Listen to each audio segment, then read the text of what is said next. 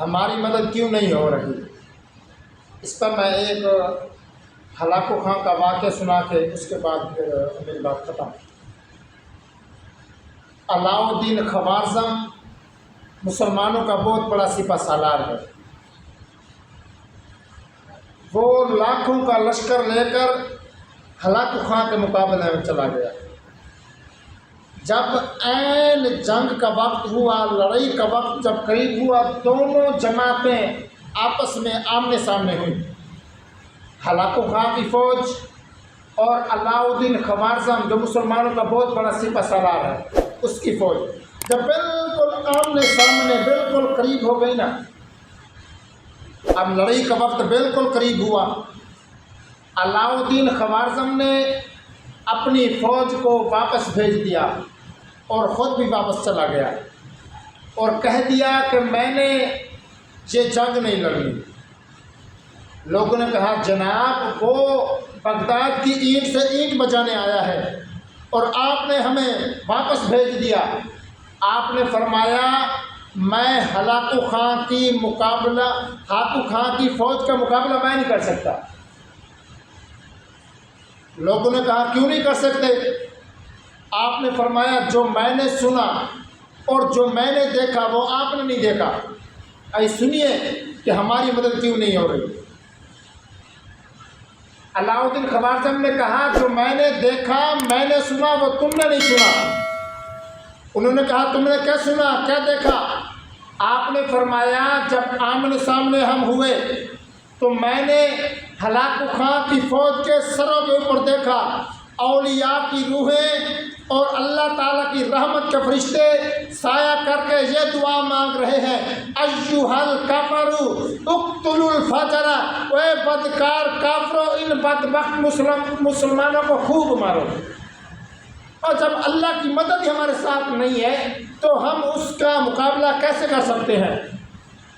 اولیاء کی روحیں اللہ کی رحمت کے فرشتے ان کے اوپر سایہ کر کے کہہ رہے تھے ایھا الکفروا اقتلوا الفجر۔ کیوں؟ یہ کلمہ حضور کا پڑھتے ہیں، IPL غیروں کو مانتے ہیں۔ 75 سال ہو گئے پاکستان بنے کو، کلمہ حضور کا، دین حضور کا، اور IPL غیروں کو مانتے ہیں۔ دین سے لوگوں کو ایسے ڈراتے ہیں جیسے ڈاکوؤں سے ڈرایا جاتا ہے کہ دین آ گیا تو یہ ہو جائے گا، دین آ گیا تو وہ ہو جائے گا۔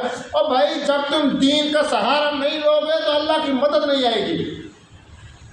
جب حضرت خالد بن ولید رضی اللہ تعالی عنہ آپ کو کافروں نے گھیر لیا، لاکھوں کی تعداد، کروڑوں کا مجمع تھا ان کا، 10 بڑے بڑے سپہ سالار ان کے، جب حضرت خالد بن ولید ان کے پیچھے بھاگے تو انہوں نے گھیر لیا، آپ کو پکڑ لیا، اور ان میں سے لوگوں نے پہچان لیا کہ یہ وہ بندہ ہے جس کی طاقت کے ڈنکے پورے علاقے میں بجتے ہیں۔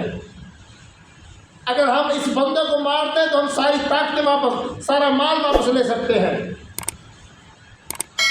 اب حضرت خالد بن ولید رضی اللہ تعالیٰ عنہ آپ نے فرمایا میں نے دیکھا سوائے موت کے مجھے کچھ نظر نہ آیا، اب میں نے سوچ لیا کہ بس موت ہی موت ہے۔